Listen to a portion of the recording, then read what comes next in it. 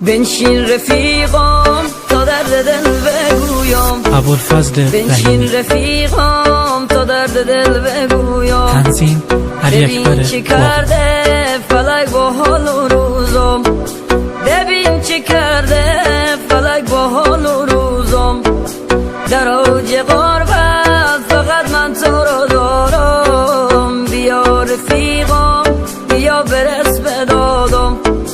در اوج غربت فقط من تو رو دارم، بیا رفیقام بیا برس به دادم. رفیقام دردت به جونم ای برار مهربونم، یاور غم و جنونم.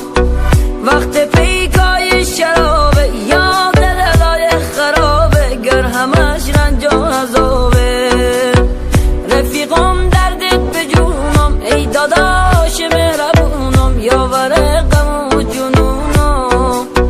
وقت پیکای شرابه یاد دلای خرابه، گر همش رنج و عذابه.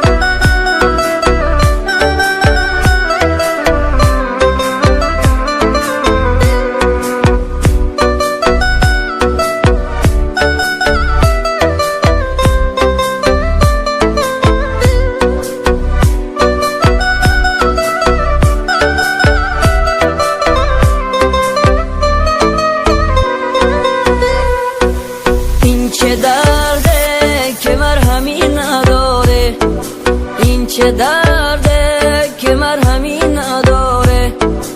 آسمونم به حالمون میباره، رفاقت ما مثال هر که داره. خط به خطش مرهم هر دوایه، رفاقت ما مثال هر کتابه. خط به خطش مرهم هر دوای. رفیقام دردت به جونم ای داداش مهربونم، یاور غم و جنونم. وقت پیکار